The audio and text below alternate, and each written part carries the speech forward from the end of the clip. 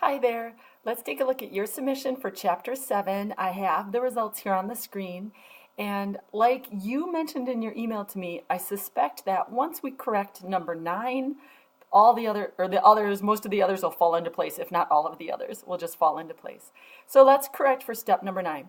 So in step number 9, we have what it's referencing is the VLOOKUP function that previously worked, but now because in step 9, we're deleting the sheet which the VLOOKUP function referenced. So we have to correct for that, and that's what's missing in your sheet. So I'm going to open up your submission here, and I'm already active on, I'm in the Valley sheet on cell C5, which is one of the ones that references the VLOOKUP function. And just to push you a little bit, I'm going to correct it for this cell on this sheet. What the instructions tell you to do is they tell you to group all of the sheets and do it all at once. And I want you to try that, right? Because all of these sheets, Mission, Jupiter, Mills, they're all set up exactly the same. You should be able to do all of them at once. So I'm going to show you how to do it on one sheet, see if you can translate that and do it on all sheets at once. Okay, so then what is wrong with the VLOOKUP is that the name rental rates is no longer a reference that Excel understands because we deleted it. We removed it from the workbook. So I'm on cell C5.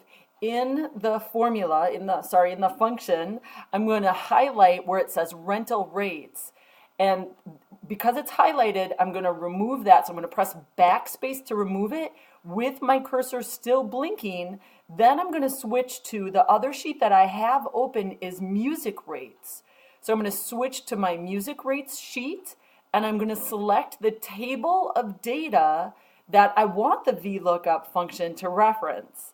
And as I select this, notice what appears in the formula bar is actually the VLOOKUP function that I'm working on in the other sheet. It's just showing it here to me so that I can see it.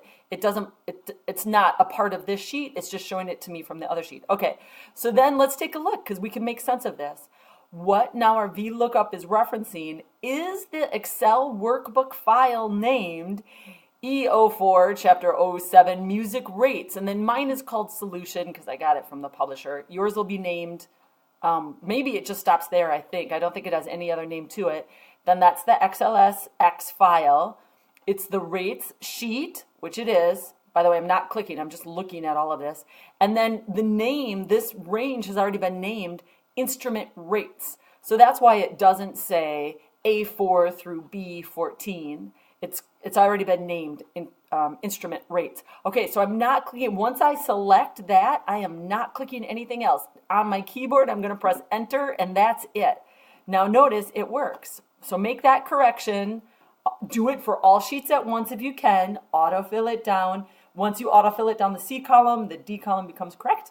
Go ahead, save it, resubmit it, and then let me know. And also, let me know how your score looks.